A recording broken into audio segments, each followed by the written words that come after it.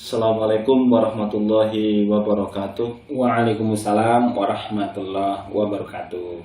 Innal hamdalillahi nahmaduhu wa nasta'inuhu wa nastaghfiruh wa na'udzu billahi min shururi anfusina wa min sayyiati a'malina. May yahdihillahu fala mudhillalah wa may yudhlil fala hadiyalah. Asyhadu an la ilaha illallah wa asyhadu anna Muhammadar Rasulullah sallallahu alaihi wasallam Sallallahu alaihi wa ala wasallam. alihi wa ashabihi amma ba'du. Pada kesempatan kali ini saya akan berbincang-bincang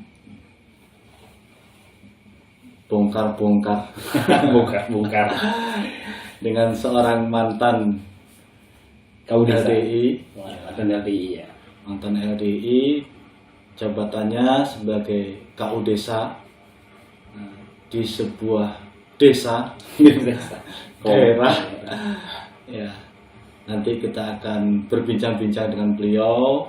Ya, namanya siapa, asalnya dari mana, ya, lengkapnya seperti apa. Ya, mari kita tanya-tanya.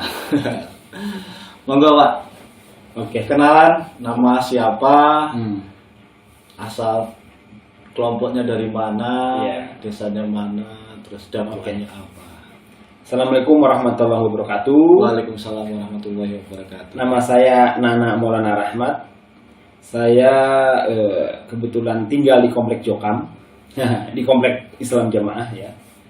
Terus kemudian dulu waktu masih Islam Jamaah, saya didapuk sebagai istilahnya, kalau istilahnya di Islam Jamaah itu dapukan ya, Dapuan. bukan jabatan. Jabatan. Karena kalau jabatan itu kayak gimana, makanya istilahnya bukan jabatan tapi dapukan seperti itu. Saya sebagai KU Desa, Desa Teluk Jambe Tengah, daerahnya daerah Karawang. Kalau ngaji kelompok atau sambung kelompok, saya di MB1A. Ya betul, MB1A. Daerahnya Karawang lah seperti itu. Sekarang Karawang Barat. Barat. Sekarang daerah Karawang Barat. Karawang dulu ada dua sama Dua. Cikampek. Terus Karawang Barat, yang Karawangnya disapih menjadi Karawang Barat dan Karawang Timur. Seperti itu. Jadi Pak Nana di Islam Jamaah atau LDI dapuannya apa aja sih selain KU? Saya tuh banyak depan tuh ya. Oh, Ada banyak beberapa ya. lah. Dulu bahkan sebelum waktu saya tuh aktif di Jamaah itu sejak SMA ya. Oh, SMA ya. Iya. Nah untuk yang terakhir ini dapukannya tuh saya itu KU Desa. Terus Terus kemudian sekretaris UB Makmur, UB Desa. UB Desa. Jadi setiap desa itu ada UB, namanya usaha bersama, ya semacam seperti koperasi kayak gitu. Terus kemudian saya itu sebagai sekretarisnya kebetulan. Terus kemudian legal ya itu ya, ya, udah legal. ya sekarang udah legal. Ada namanya Ada kalau UB-nya punya PT MGM Makmur Global Mandiri. Nah, terus kemudian ada juga yang UB 3 daerah digabung. Jadi Karawang Barat, Karawang Timur sama Cikampek itu membentuk koperasi namanya Kopsas, Koperasi Syirkah Abadi Sejahtera. Nah, saya juga di situ sebagai pengawas. Saya sebagai apa itu di sini? Dulu sebagai kan pendirinya Mas Agung. Hah? Mas Agung pendirinya Mas Agung. Mas Itu Agung kalau pendiri itu di Pak Bayu, Dinas Syariah. Dinas Syariah. Tapi Kalau kalau pendiri di itu sebagai pengawas. pengawas ya, sekarang kita kan betul. Merintis ya betul. Merintis Saya, itu. Pak Nana, Iya. terus Pak Bayu, Iya, terus betul. Pak siapa? Pak Wastam. Kawasan Itu betul. sebagai penggagas lah. Penggagas ya betul. Nah, cuman kita berdua sudah Udah duluan lah. Alhamdulillah duluan Allah memberikan petunjuk lah ya. Nah, seperti itu sehingga kita bisa keluar duluan dari kesesatan. Kalau di apa BMT Dinas Syariah kemarin sebagai apa? Nah itu sebelum Kopsas itu didirikan juga Koperasi Dinas Syariah. Itu kalau di istilahnya di daerah itu adalah agnianya 2 daerah dulu, Karawang sama Cikampek. Itu ada 44-an orang sekitar itulah membentuk Koperasi Dinar Syariah Sejahtera. KSPPS Dinar Syariah KSPPS di DSS. KSPPS Dinar Syariah Sejahtera. Terus mempunyai mempunyai usaha yaitu BMT Dinar Syariah. Oh, BMT yang Dinar sekarang usahanya di gedung kantor LDI, DPD LDI seperti itu. Itu sebagai apa? Dulu juga sebagai pengawas keuangan dan pengawas syariah gitu, seperti itu. Kalau saya di situ sebagai pendiri. Ya betul, pendiri. Sebagai pendiri.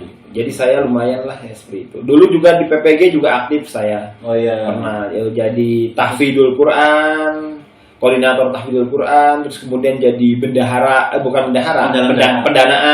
penggalangan dana di PPG. Kalau PPG itu tingkatnya daerah. Dulu daerahnya daerah Karawang ya seperti itu. Terus kemudian Karawang Barat seperti itu. Jadi alhamdulillah Pak Nana itu bareng saya juga di PPG. Betul. Kebetulan saya diamanahi untuk ini ngurusi tahfidz. Ya. Bareng Pak Nana. Ya. Jadi kita banyak berbarengan ya, di BMT, di PPG. Kebetulan kalau di BMT itu karena saya UB daerah. Betul. UB daerah. Jadi BMT itu UB di bawah daerah di bawah UB daerah. Ya, kalau tahu juga TPUB dulu sebenarnya, bukan atau Fikub ya? Iya Fikub ya. Forum Informasi tapi kan itu kan UB itu kan itu berubah-ubah namanya. Iya, dulu ada Fikub, ada TPUB, terus UB daerah, terus pokoknya ngurusi UB aja lah, apa aja.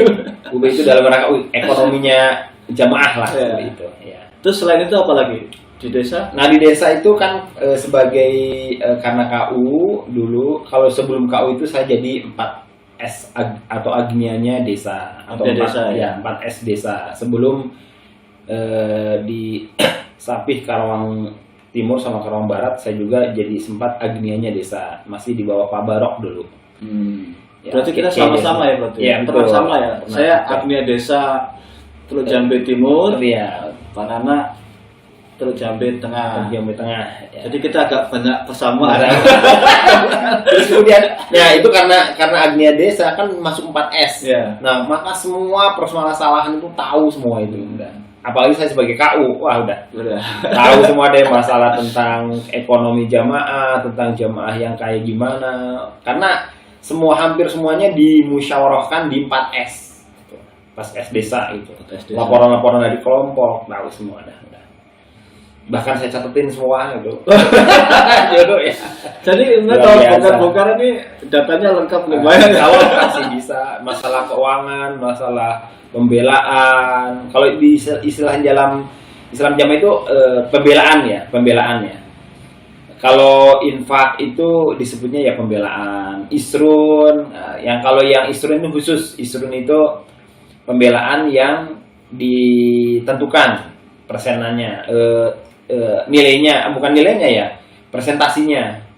Seperti itu tahu semua saya. Setorannya juga berapa tahu saya. Karena kelompok ada sekitar 6 kelompok atau bahkan 8 kelompok itu menjadi 8 kelompok itu tahu itu. Setiap kelompoknya berapa, disetor ke daerahnya berapa. Oke, sebelum bongkar-bongkaran itu kita itu dulu lebih ke ini Pak Nana nih. Oke. Pak Nana dinas di mana? Atau dulu pendidikan di mana? Sekolahnya di mana? Saya dulu di SMA 2 ya, SMA Negeri 2 Kuningan, terus masuk STAN, terus kemudian Lulus STAN tahun kapan? Lulus STAN itu tahun 97, terus kemudian kerja di Kementerian Keuangan. Seperti itu, Direktorat Jenderal Pajak dan JP lah seperti itu. Sekarang di Karawang, masih di Karawang. Itunya dinas apa? Kantor pajaknya Karawang. Iya, di Karawang. Oke. Pak Nana itu mulai waras lah, mulai ada sesuatu yang nggak bener itu mulai kapan? Saya tuh dulu masuk Islam Jamaah itu tahun 92-an. Saya SMA kelas 1 semester 2 ya. Itu seperti itu. Jadi mau naik kelas 2 lah seperti itu. Karena apa? Karena ibu saya itu memang nangis gitu. Saya itu dari dulu tuh ngaji tuh, saya tuh anak bandel dulu memang. Bandel, terus kemudian ngajinya ke tempat-tempat lain, nggak mau ngaji ke LDI itu, nggak mau dulu. Tapi ibu saya akhirnya bukan ke LDI kok, ke sana. Justru dulu nama guru saya itu namanya Mbak Nisa, ke Mbak Nisa karena nggak mau ke LDI, saya ke Mbak Nisa. Ternyata Mbak Nisa juga LDI. Nah dari situ dinasihat-nasihatin akhirnya terpengaruh masuk LDI. Nah, terus kemudian mulai beatnya itu mau naik kelas 2 sekitar semester 2 kelas 1 semester 2 SMA, mau naik kelas 2 lah pokoknya. Pak Zohir itu ya imamnya. Masih Pak Dohir waktu itu. Nah, terus kemudian kuliah STAN, tetap menjadi pengurus di sana juga. Saya mendirikan dulu belum ada FKMJ namanya. Terus kemudian saya jadi pengurus mendirikan FKMJ, Forum Komunikasi Mahasiswa Jokam dulu, STAN dulu di sana, yang pusatnya di Batako atau Jalan Subur sama di Pondok Jaya seperti itu. Nah terus kemudian sudah selesai kuliah di kantor pusat sebentar, terus kemudian di Sulawesi seperti itu. Nah, terus kemudian, sebenarnya saya itu dari dulu tuh dalam masalah takfiri itu saya udah nggak takfiri sebenarnya. Karena apa? Karena kalau Jumatan saya kalau seandainya tidak menemukan LDI ini, saya Jumatannya ya di luar gitu. Cuma saya nggak bilang-bilang sih. Saya tadi Jumatan di luar seperti itu sama mama itu enggak. Terus kemudian waktu kerja juga demikian. Jadi nggak kaku lah seperti itu, nggak kaku. Terus kemudian sholat berjamaah juga sama. Kalau seandainya saya lagi visit, lagi berkunjung ke perusahaan-perusahaan gitu, terus kemudian saya ketemu waktu sholat, kemudian saya sholat ya karena saya nggak menemukan masjid LDI ya saya sholat di situ berjamaah sama yang lain, tetap berjamaah dengan yang lain seperti itu. Udah seperti itu gitu. Meskipun saya tidak bilang-bilang ke mama, ke bapak, ke pengurus-pengurus, ya saya diem aja seperti itu. Nah, jadi nggak terlalu ini. Nah, pas mulai gencar-gencarnya saya ini bahwa ini ternyata kalau seperti ini berarti sesat ya. Itu ya pas dapat nasihat dari YouTube itu takdil tentang 30 takdil tentang Islam jamaah lah seperti itu. Itu dikupas oleh 3 ulama Islam jamaah yaitu itu akhirnya dikupas semua tentang masalah keamiran, tentang masalah BA, tentang masalah isrun, tentang 5 bab.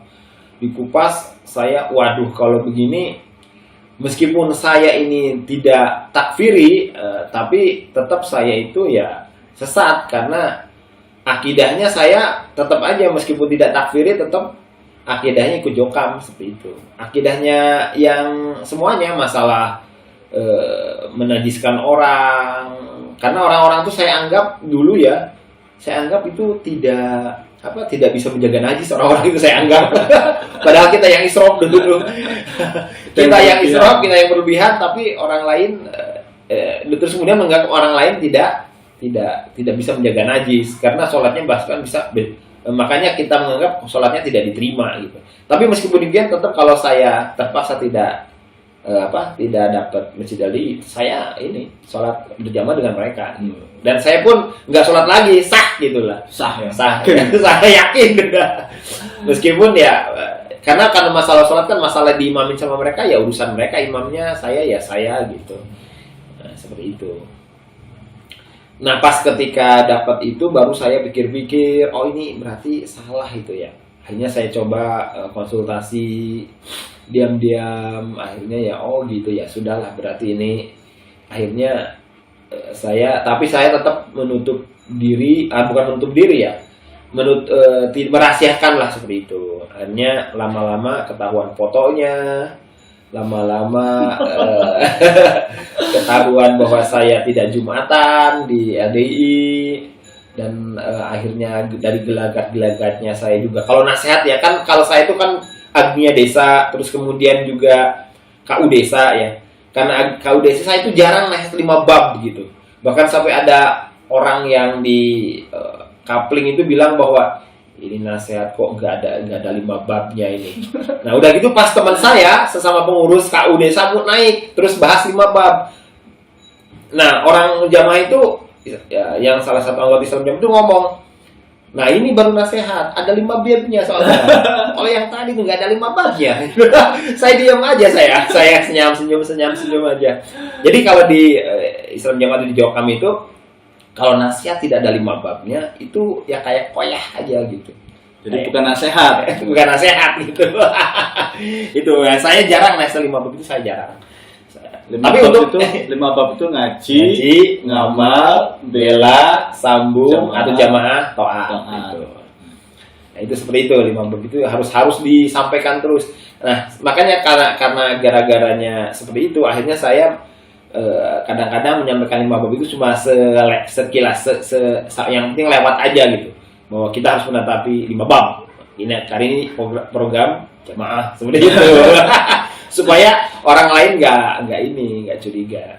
Karena dulu saya juga udah protes bahwa nasihat pokok itu sejak tahun 2007 ya.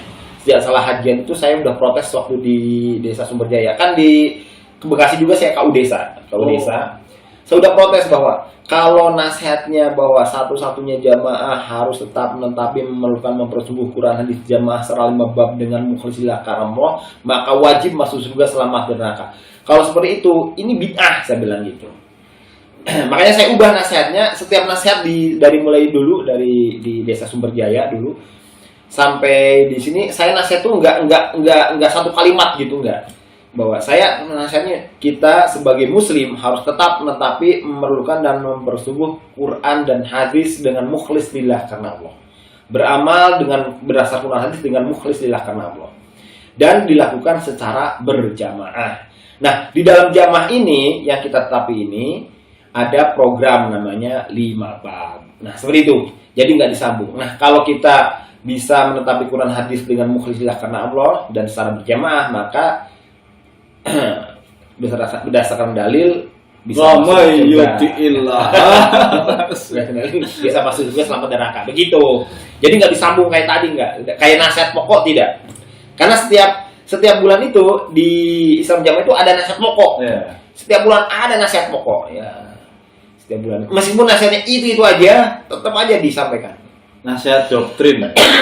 Iya, doktrin. Nasihat doktrin dari itu, pusat.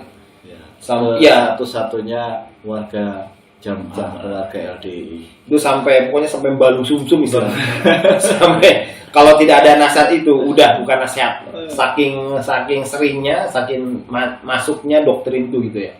Luar biasa. Para anak itu setahu saya itu orang yang paling kritis. Ya. Dulu itu Pak Mulyadi, imam daerah waktu belum disape ya. Iya. Imam daerah Karawang itu kadang kan sering, kan beliau kan dekat sama saya, sering curhat tuh. Apa yang pembawaan untuk kritis itu? Banyak hal-hal yang kalau di musyawarah daerah atau desa itu langsung terlontar begitu saja gitu. Iya, kalau saya tuh kalau di musyawarah Islam Jamaah zaman dulu ya, apa yang menurut saya itu benar dan bagus untuk dilaksanakan, ya saya sampaikan aja. Meskipun itu kadang-kadang frontal gitu ya. Berkontrak, bukan frontal, kontrak dengan yang lain, bahkan dengan kiai daerahnya sendiri atau kiai desanya sendiri kontrak kadang-kadang. Dengan umumnya juga kontrak kadang-kadang. Saya sampaikan aja, mau diterima enggak atau enggak terserah pokoknya. Saya sampaikan aja. Makanya dan karena suara saya keras itu lantang, maka disebut kayak marah gitu. kayak maunya diterima padahal ya enggak juga. Kalau udah saya sampaikan, yang diterima pun diputuskan pun adalah keputusan yang lain, maka biasanya saya melaksanakan juga. Biasanya gitu sih. Cuma ya memang ada apa-apa langsung saya ngomongin, soalnya omongkan. Bahkan masalah Isrun pun, kan Isrun kan 10% ya. Isrun 10%.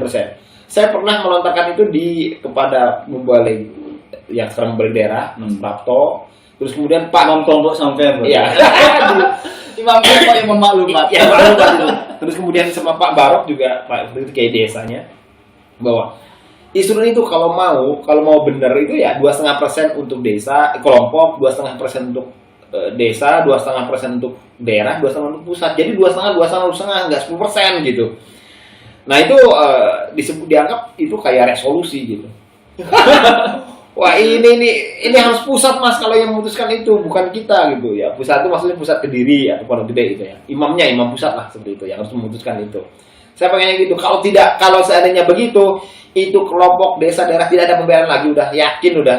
Karena satu kelompok saya kayak di kelompok satu desa itu rata-rata sebulan tuh dari mulai awal tuh 80 sampai 120 juta. Bahkan Itu 10%-nya apa? Itu total yang diserahkan ke pusat itu. Yang 10%-an itu ya? Iya, yang 10%-an. Perpuluhan itu ya?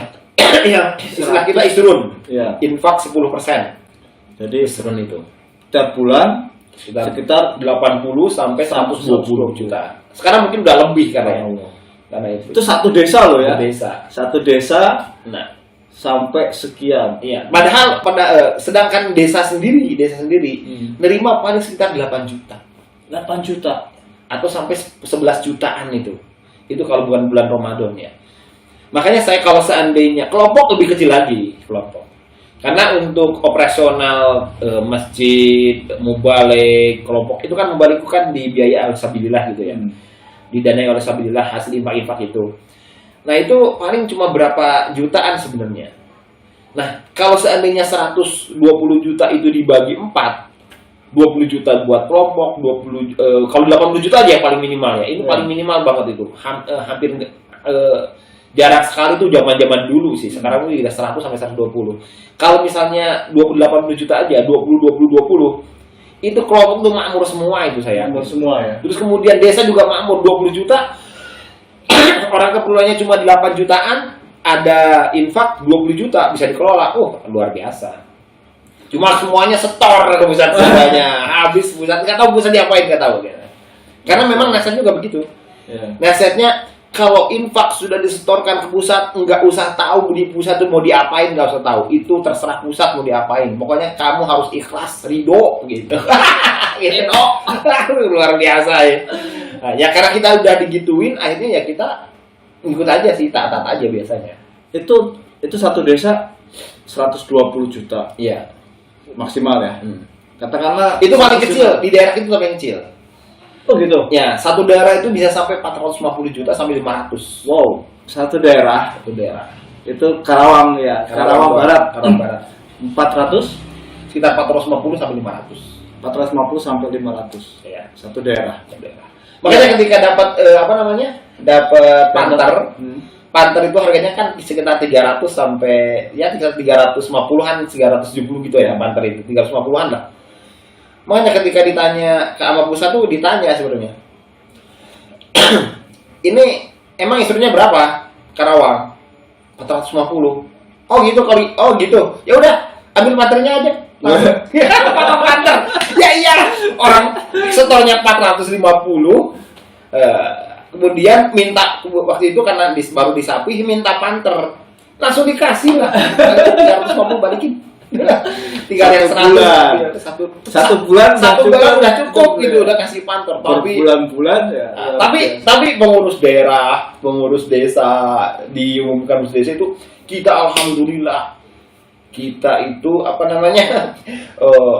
baru disapih langsung dapat panter. Iya, orang istrinya 450 juta dibalikin 350 juta ya nggak masalah, masih 100 juta.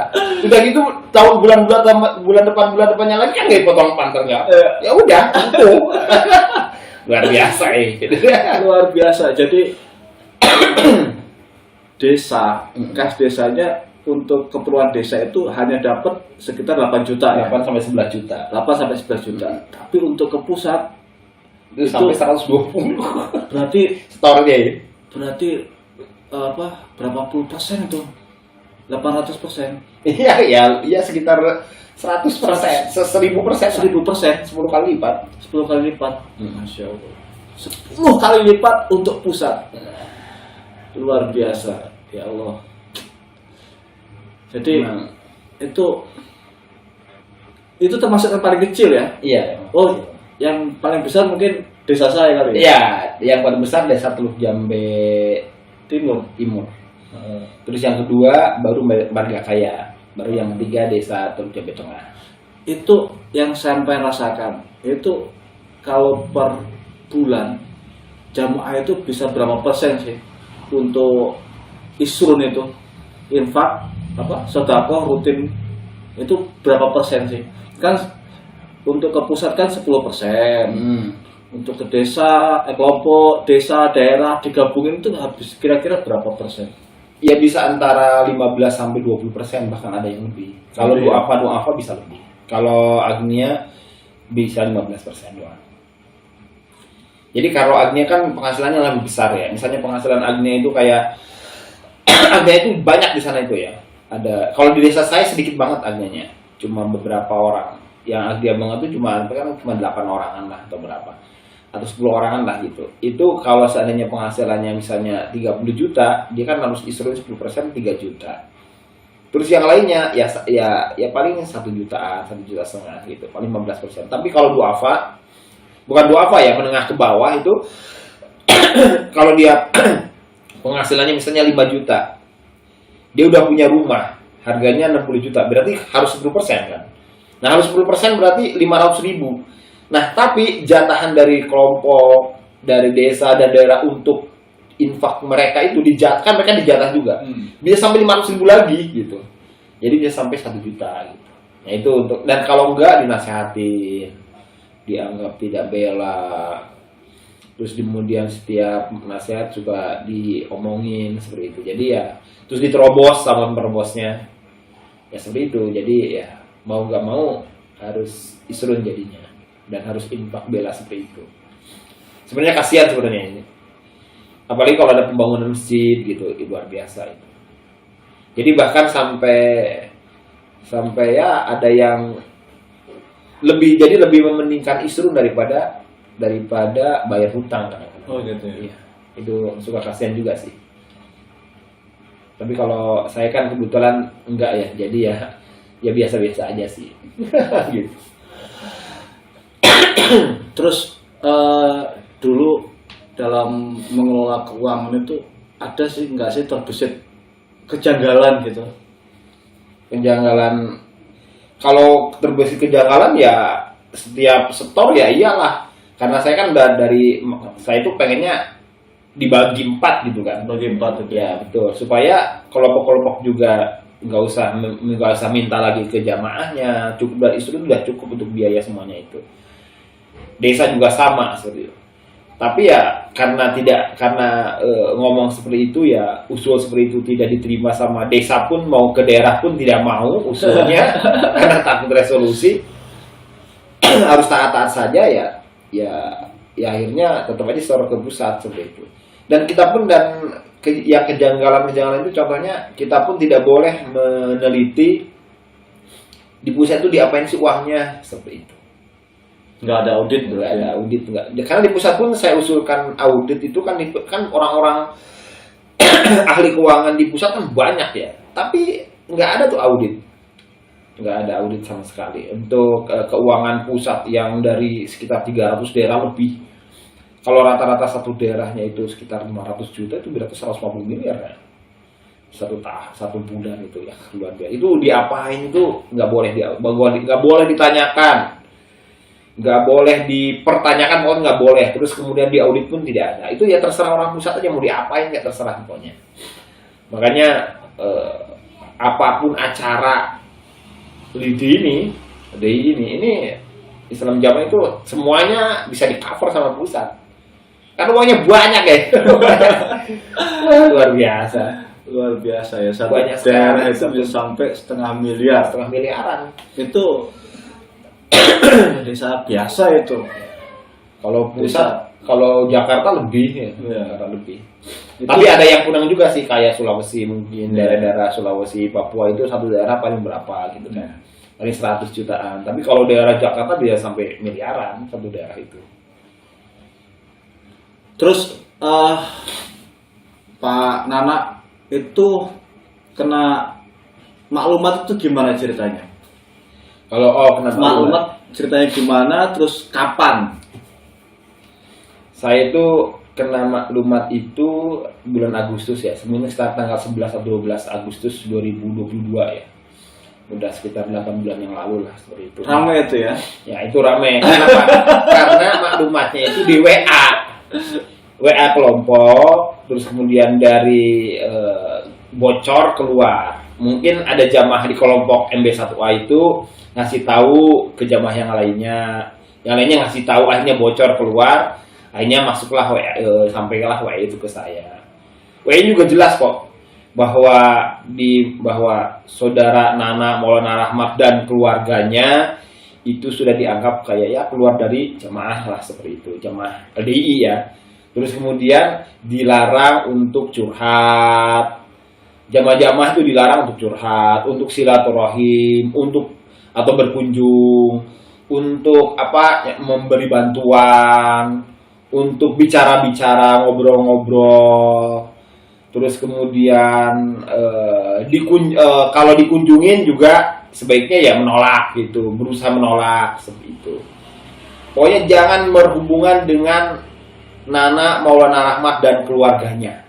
Itu di maklumat WA-nya seperti itu. Nah, saya kaget karena di WA-nya itu seperti itu. Itu kok diumuminya di WA? Karena WA itu kan bisa bocor kemana-mana. Akhirnya memang itu bocor di Indonesia. Bahkan di Ribat Salim pun itu dapat gitu WA-nya. Luar biasa ini. Jadi saya belum dapat atau saya udah dapat gitu. Di Solo udah dapat, di Jakarta udah pada dapat gitu, luar biasa ini. Makanya saya terus terang waktu itu goblok-goblokin pengurusnya. Ini Prapto kayak kelompok, terus kemudian Marjani, terus kemudian soal itu saya di WA itu saya goblok-goblokin. Kenapa? Karena kok maklumat di WA gitu. Harusnya kalau maklumat itu ya di pengajian aja gitu. Diumumin di kelompok pengajian begini-begini gitu. Jadi nggak kesebar kemana-mana. Karena pengajian pun jarang ada yang rekam kan kalau tingkat kelompok gitu.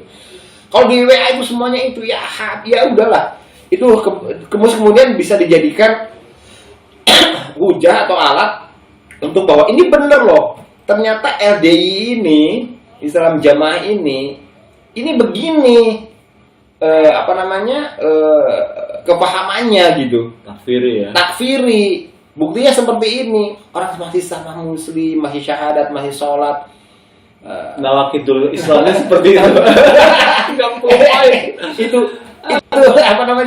itu kok tiba-tiba tidak boleh disilaturahimi, tidak boleh dikunjungi, tidak boleh curhat. Kalau berkunjung pun harusnya ditolak dan sebagainya. Kenapa bisa begitu gitu sama muslim gitu?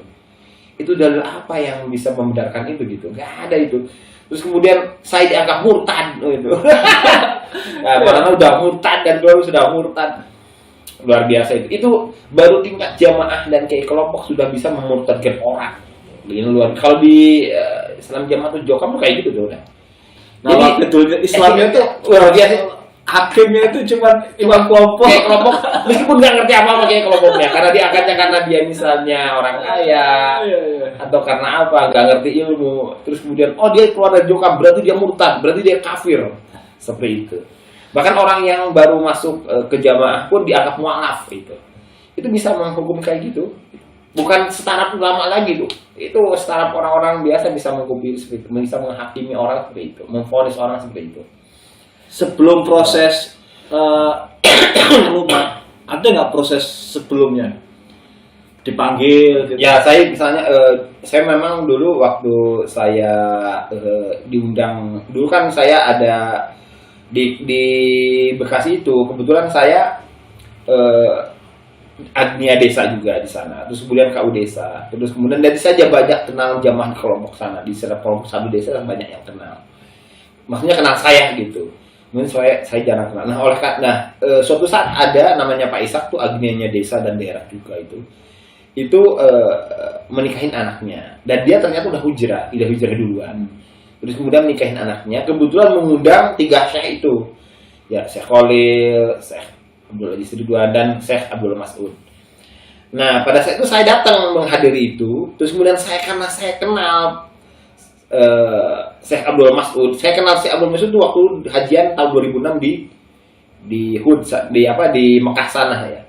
Karena saya suka ke Hud dan saya juga pesan-pesan hadis-hadis Jami' Shogir dan sebagainya ke Syekh Abdul Mas'ud, saya kenal beliau. Terus di sini pun kenal Pak Ishak. Hanya diajak karena kenal Pak Ishak, akrab, dan tahu saya juga orangnya, karena orangnya bisa, menurut Pak Ishak itu mungkin Nana ini orangnya bisa berpikir lah seperti itu. Jadi orangnya juga kritis. Makanya saya diajak sama Pak Ishak, sini dulu Mas Nana, makan-makannya di masjid aja, di bakaran masjid sana. Oke, saya bilang. Karena saya diundang sama Pak Ishak, akhirnya saya datangin dan Pak Ishaknya. Terus kemudian saya makan-makan di sana. Kebetulan makannya berbarengan dengan syekh-syekh itu dan dengan orang-orang yang hijrah. Ternyata orang yang hijrah banyak juga di sini gitu. Satu masjid itu hijrah semua ternyata. Luar biasa itu sampai, saya gimana ini, saya bilang gitu. Nah waktu itu dipoto-foto lah saya, dipoto-foto. Nah fotonya terasa masuk ke pusat. Akhirnya saya dinasihatin sama Pak Prapto. Bahwa saya membalik daerah itu, saat itu belum kiai kelompok, masih membalik daerah, dan membalik desa, dan saya dinasihatin supaya dikonfirmasi lah, apakah benar Mas Nana ikut syekh-syekh itu. Tidak, saya bilang, saya nggak pernah ikut pengajiannya. Seperti itu. Dan saya pun waktu itu dipantau oleh Pak Prapto sama Pak Imam Hanafi ya. Iya. Nah itu. Pak apa? Bukan Imam Hanafi, Pak Imam lah. Iya.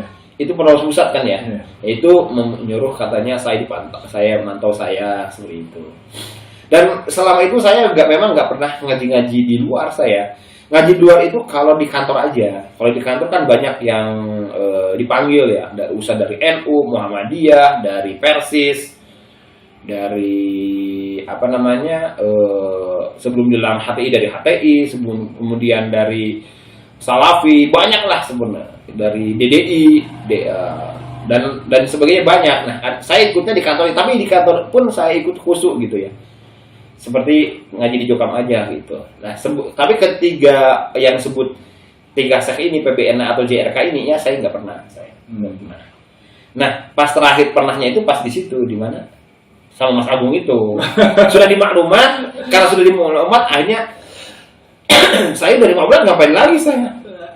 Ke Jokam, ke Islam Jamaah nggak bisa ngaji, akhirnya ya saya harus cari pengajian yang berilmu ya. Akhirnya saya ikut Mas Agung. Jadilah di situ dipoto-foto, viral tambah viral. Oh ya Pak Nana, gimana tentang istri? Waktu kena maklumat tuh istri posisinya gimana? Kalau istri dari awal memang, kalau istri sebelumnya ketika istri itu dari dulu sudah mempertanyakan. Seperti misalnya pulang ke Kuningan, saya Jumatan sama orang, atau saya sholat jamaah sama orang. Bingung istilahnya, kok bisa ayahnya kok sholat jamaah sama orang. Terus saya juga suka mendoakan orang tua saya. Kan bapak saya kan bukan jamaah ya. Bapak saya itu meninggal sebelum jamaah. Jadi ibu saya itu jamaahnya setelah bapak saya meninggal. Saya mendoakannya gitu, Alhamdulillah wali-walidaina kan gitu ya. Terus kemudian, nah istri saya suka mempertanyakan dalam hati doang, tapi nggak sampai ke luar ke saya nggak, bahwa ini kok ayah suka mendoakan orang tuanya padahal bapaknya nggak iman gitu. Versi Istrinya, dan jamaah. Kenapa kok mendoakan? Kan nggak boleh mendoakan orang luar. Kan orang luar tuh kan kafir. Kenapa didoakan gitu? Nah istri semua bertanya-tanya aja. Nah pas terakhir sekitar bulan Juni tahun 2021-an lah, itu istri saya nanya-nanya baru, ini kenapa kok ayah seperti ini gitu. Ya saya bilang, loh siapa yang ngomong bapak saya kafir? Kalau ada yang ngomong bapak saya kafir, siapapun meskipun orang Jokam, saya datangin itu orang. Saya bilang gitu. Saya nggak peduli dia tuh mau kayak kelompok, kayak desa, kayak daerah, bahkan imam pusat saya datangin. Saya datang ke rumah saya. Imam pusatnya siapa? Sultan Aulia datang ke rumah saya. Saya bilang gitu. Saya nggak mau bapak saya dikafir-kafirkan, makanya saya doakan gitu. Dan saya selama ini juga tidak mengkafirkan orang. Makanya ketika diterobos gitu sama Pak Bayu waktu di desa, saya juga ada masalah dengan penerobos pusat, saya harus tobat. Saya nggak mau tobat saya. Mas Nana, Mas Nana coba tobat sama Pak Daerah, pakai daerah, Mas Nana begini-begini. Saya nggak mau tobat. Kalau saya mau tobat kalau Pak Y Daerah datang ke rumah saya. Saya begitu. Pak Kasno datang ke rumah saya. Saya bilang gitu. Berani nggak dia? Saya bilang gitu. Karena rata-rata orang Islam Jamaah itu nggak pada berani. Ya pakai daerahnya, mubalek daerahnya, admin daerahnya mau datang dulu sama anak saya karakternya kayak gitu ya. Nggak ada yang berani sama saya. Gak ada yang berani. Pokoknya parah mereka deh. Gak ada yang berani. Saya bilang makanya saya mau tobat kalau saya seperti ini. Kalau Pak Y Daerah seperti ini datang ke rumah saya, jelasin kesalahan saya tobat. Kalau nggak jelasin kesalahan saya tobat apaan? Saya bilang gitu. Itu langsung Pak Y Desa waktu Pak Bayu. Seperti itu. Waktu kemarin sebelum di Maklumah juga saya ke Kiai Desa 4S Desa juga dipanggil. Kemudian ada musyawarah, terus kemudian menanyakan saya, kebetulan nanya-nanya saya jelasin semuanya aja bahwa selama ini pengajian pun setelahnya saya tuh di kelompok itu kalau ada pengajian umum ya, bukan punya umum ya, pengajian kelompok, pengajian desa gitu. Mubarinya kan suka menerangkan apa gitu, misalnya Ar-Rahman, Ar-Rahim gitu misalnya ya. Ar-Rahman itu adalah Maha Pengasih bagi semuanya. Semua orang, semua umat dikasih oleh Allah. Tapi kalau Ar-Rahim, Maha Penyayang, itu khusus jamaah kita gitu. Maka saya itu ketika pulang saya perbaiki itu. Yang orang-orang sebut mangkulan itu saya perbaiki, tafsir sebut saya perbaiki. Ar-Rahim itu bukan cuma jamaah kita. Pokoknya seluruh orang iman, orang mukmin itu dapat kasih sayang dari Allah Subhanahu wa taala gitu. Nanti buktinya di akhirat nanti akan dimasukkan dalam surganya Allah gitu. Kalau Islam jamaah atau jokam itu belum tentu. Jadi tidak bisa kita mengklaim bahwa Ar-Rahim itu buat hanya untuk jokam, hanya untuk Islam jamaah, tidak bisa sebenarnya. Saya juga nasihati anak-anak saya dan istri saya begitu. Dan anak saya pun mengerti, oh gitu ya, iya. Jadi jangan. Nah karena kan di jokam itu suka diplesetin atau di apa ini ya? Dipelintir gitu bahwa ini kalau khusus jokam orang yang bisa masuk, orang Islam itu masuk surga selama di neraka. Yang dikatakan Islam ya kita ini, ya jokam ini. Kalau bukan jokam ya bukan Islam gitu. Tidak bisa masuk surga, suka belintir kayak gitu. Maka itu saya sampai rumah saya perbaiki semua. Mangkulan itu saya perbaiki bahwa keterangan ini begini, keterangan ini begini, bukan begitu gitu. Saya biasa begitu. Nah itu saya terangkan ke 4S Desa. Dan Mas Gopur waktu itu Mubalek desanya pun setuju sebenarnya. Setuju memang begitu masalahnya. Jadi orang iman, emang orang iman cuma jokam doang? Enggak lah, banyak orang iman dunia ini. Luar biasa banyaknya itu. Itu Mas siapa? Tadi Mubalek Desa? Mas Gofur, Abdul Gofur. Itu kira-kira dia cuma lip sync atau dari hati yang paling dalam itu? Kalau masalah itu saya nggak tahu, tapi dia membenarkan ya memang begitu Mas Nana, memang begitu Mas Nana, begitu. Dan yang lainnya pun kelihatan ngangguk-ngangguk tanda setuju gitu. Ya gitu ya masalah gitu. Makanya saya, dari gara-gara itu akhirnya saya diklarifikasi oleh wakil Kiai kelompok waktu itu Mas Soleh dan Pak Marjani. Dan lagi pula saya waktu itu jarang sambung. Kenapa jarang sambung? Saya karena dari sambung itu ngaji di kelompok gitu atau desa. Ngajinya kan desa tuh malam ya, jam 8 sampai jam setengah 10 ngajinya itu kan. Saya pulang dari kantor itu rata-rata jam 9 karena sampai rumah sekitar jam setengah 10 atau jam 10. Rata-rata kadang-kadang jam 8, kadang-kadang jam setengah 9, kadang-kadang jam 9. Jadi mau ngaji itu udah tinggal 5 menit lagi, bahkan udah selesai baru saya datang gitu. Nah itu makanya saya jarang ngaji gitu. Akhirnya sama mereka tambah wah ini berarti tambah ditandai ya bahwa ini udah akhirnya dimaklumat seperti itu. Awalnya mungkin takut mereka sebenarnya maklumat cuma karena udah terpaksa, udah dari daerah suruh dari, apalagi ada yang laporin tentang saya ke pusat gitu ya, tentang ke daerah bahwa Nana itu seperti ini, ikut ngaji Pak Abdul Aziz Ridwan di Masjid Baitur Rahman Blok B dengan Pak Agung seperti itu, bahkan nyumbang. Padahal saya waktu itu ke Bandung aja diisukan kayak gitu, akhirnya jadilah maklumat itu. Kayaknya gitu sih. Cuma nggak tahu juga saya.